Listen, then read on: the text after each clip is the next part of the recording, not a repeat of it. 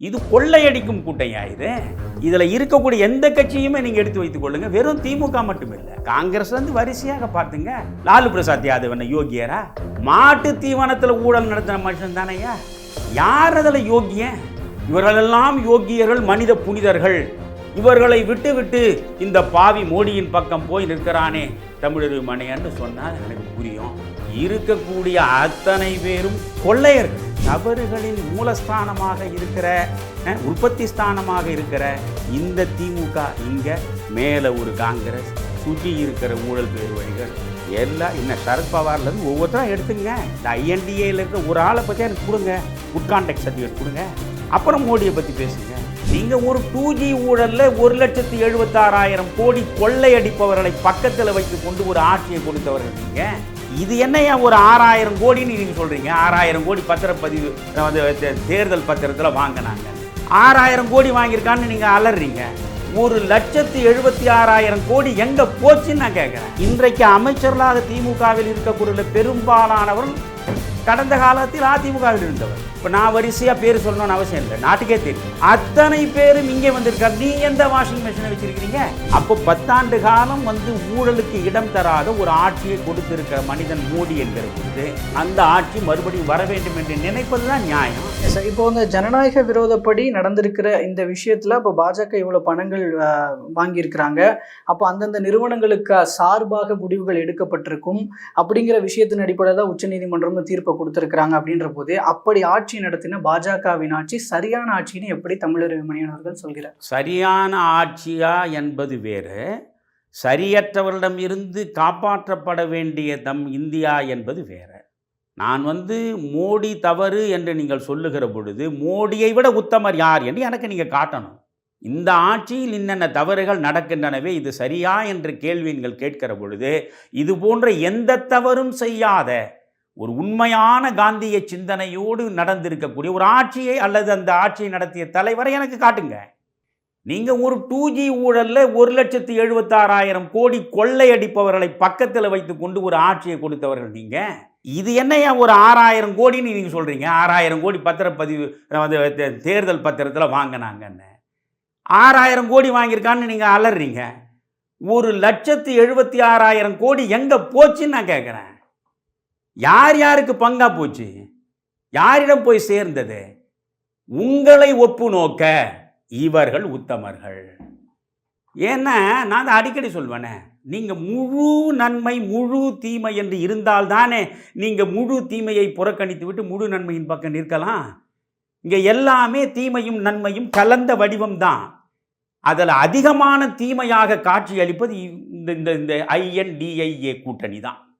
இது கொள்ளையடிக்கும் கூட்டையா இது. இதில் இருக்கக்கூடிய எந்த கட்சியுமே நீங்கள் எடுத்து வைத்துக் கொள்ளுங்க. வெறும் திமுக மட்டும் இல்லை, காங்கிரஸ் வந்து வரிசையாக பார்த்துங்க. லாலு பிரசாத் யாதவ் என்ன யோகியரா? மாட்டு தீவனத்தில் ஊழல் நடத்தின மனுஷன் தானையா? ஒரு ரயில்வே அமைச்சராக இருக்கிற பொழுது அந்த ரயில்வே துறையை பயன்படுத்தி பல அடுக்குமாடி கட்டடங்களை டெல்லியிலேயே வாங்கி குவிச்ச மனுஷன் தானே. யார் அதில் யோகியன்?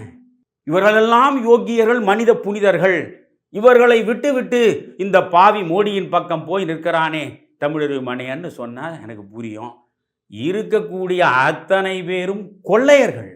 இந்த கொள்ளையர்களை ஒப்பு நோக்கிற பொழுது 10 ஆண்டு காலம் இந்த நாட்டில் இந்த ஆட்சி நடந்திருக்கிறது. நீங்கள் வந்து விளக்கெண்ணையை விழியில் போட்டாவது நீங்கள் பார்த்திருப்பீர்கள் இல்லையா? எங்கெங்கே ஊழல் நடந்திருக்குன்னு. ஆட்சி நிர்வாகத்தில் என்னென்ன ஊழல் நடந்தது சொல்லுங்க. சிஏஜி கூட ஒரு ரிப்போர்ட் விட்டுருந்தாங்களே சார், அதில் கூட 7 லட்சம் கோடி அளவுக்கு. 7 லட்சம் கோடிக்கு அது நிதின் கட்காரி மிக தெளிவாக சொல்லியிருக்காரு. 7 லட்சம் கோடி அதாவது நீங்கள் நேராக ஒரு கிலோமீட்டர் 4 கிலோமீட்டர் சாலையை போடுறதுன்னா அதுக்கான செலவு என்பது அப்படி பார்க்கக்கூடாது. அந்த சாலை எங்கே வளையிறது, அது எந்த இடத்துல வந்து மேலே பாலம் கட்ட வேண்டியது இருக்குது, இப்படி பல பக்கமாக செலவுகள் எந்தெந்த பக்கம் இருக்குன்னு எல்லாம் சேர்த்து பார்க்கணும்னு அதுக்கான விளக்கத்தை அவர் கொடுத்துருக்காரு. அதுக்கப்புறம் இவங்க பேசலையே. நிதின் கட்கரி விளக்கம் வந்த பிறகு அதை இவர்கள் இதுவரைக்கும் பேசலை. அதனால் வந்து இல்லாததை இருப்பதாக சொல்வது ஒன்று, இருப்பதையே இல்லாமல் ஆக்குவது என்பது ஒன்று. அதில் கைதேர்ந்த மன்னர்கள் தான் இவர்கள். அதனால் இந்த தவறே, அதாவது தவறுகளின் மூலஸ்தானமாக இருக்கிற, உற்பத்தி ஸ்தானமாக இருக்கிற இந்த திமுக இங்கே மேலே ஒரு காங்கிரஸ், சுற்றி இருக்கிற ஊழல் பேர் வழிகள் எல்லாரும் இன்னும் சரத்பவார்லேருந்து ஒவ்வொருத்தரும் எடுத்துங்க. இந்த ஐஎன்டிஏயில் இருக்கிற ஒரு ஆளை பற்றி எனக்கு கொடுங்க, குட் கான்டாக்ட் சர்டிஃபிகேட் கொடுங்க. அப்புறம் மோடியை பற்றி பேசுங்க. இருப்பதில் இந்த ஆட்சி 10 ஆண்டு காலம் குறையற்ற ஆட்சி. இது மேலே நீங்கள் வைக்கக்கூடிய ஒரே குற்றச்சாட்டு என்ன? அம்பானி அதானிகளுக்கு அதிகமான சலுகைகளை வழங்கிய ஆட்சி. இதுக்கு மேலே உங்களால் சொல்ல முடியலையே. நீங்கள் ரஃபேல் அது இதுன்னு என்னென்னமோ சொல்லி பார்த்தீங்க, எதுவுமே நிற்கலையே. அப்போ 10 ஆண்டு காலம் ஊழலுக்கு இடம் தராத ஒரு ஆட்சியை கொடுத்திருக்கிற மனிதன் மோடி என்கிற பொழுது அந்த ஆட்சி மறுபடியும் வர வேண்டும் என்று நினைப்பது தான் நியாயம். அதற்கு நீங்கள் மோடிக்கு எதிராக எந்த நிர்வாக தவறுகளையோ நிர்வாக முறைகேடுகளையோ ஊழலையோ வெளிப்படுத்த முடியாததால தான் திரும்ப திரும்ப திரும்ப சிஏஏ என்று ஒன்றை எடுத்துக்கொள்வது. இந்த முஸ்லீம்களுக்கு எதிரானவர்கள், அவர் பாபர் மசூதியை இடித்த இடத்துல ராமர் கோயில் கட்டணும், இப்படி தேவையில்லாத பிரச்சனைகளை பேசி பேசி மக்களை பிளவுபடுத்துகிற உங்களிடமிருந்து இந்த நாடு விடுபட வேண்டும். பாஜகவின் பார்வையில் ஊழல் பேர் வழின்னு சொல்லப்பட்ட அஜித் பவார் பாஜகவில் சேர்ந்ததுக்கு அப்புறம் அது எல்லா கட்சியிலும் நடக்கு. அதாவது இல்ல அப்ப ஊழல் போயிட்டாங்களே, அங்க போனா சரியாயிடுறாங்களா? நான் ஒண்ணு கேட்கிறேன். அதை நம்ம இதுல வேடிக்கை கோபி என்கிற ஒரு மனிதன் கேட்டா அதுல பிரச்சனையே இல்லை. ஒரு ஊடகவியலாளர் அவர் ஒரு கேள்வி கேட்கிறாரு. நான் கேட்கறது பொறுமை. அவங்க ஒரு சமூக பொறுப்புணர்வோடு நீங்க கேட்குறீங்கன்னு எனக்கு புரியும்.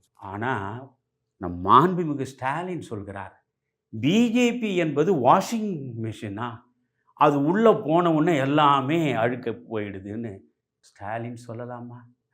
ஏவாவேலு யார்? துரைமுருகன் யார்? பொன்முடி யார்? செந்தில் பாலாஜி யார்? உங்கள் கட்சியில் உள்ள ஒரு ஆள் யோக்கியனாக, ஒரு ஆள் ஒரு பைசாவை கூட தவறான முறையில் இந்த சம்பாதிக்காதவராக இருக்காரா? ஒன்று, அதை விட்டுருங்க. அதிமுகவில் இருந்தவர் தான் இதில் இன்றைக்கு அமைச்சர்களாக திமுகவில் இருக்கக்கூடிய பெரும்பாலானவர்கள் கடந்த காலத்தில் அதிமுகவில் இருந்தவர்கள். இப்போ நான் வரிசையாக பேர் சொல்லணும்னு அவசியம் இல்லை, நாட்டுக்கே தெரியும்.